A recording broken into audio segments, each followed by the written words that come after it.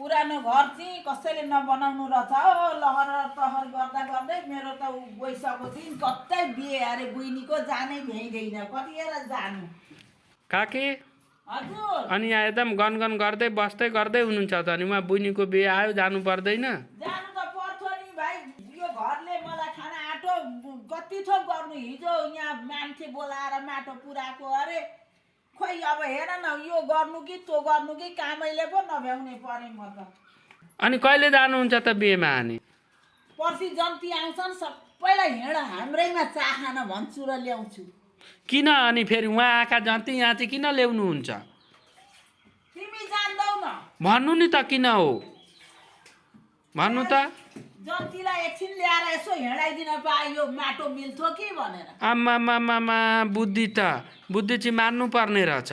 तिनीहरू हिँडे भने त हाम्रो नि घर अलिक छिटै बनिन्छ होला त्यही भनेर चाहिँ अब उहाँदेखि तपाईँको यो पागरको माटो खाँदिदिन आउँछन् होला भयो म गएँ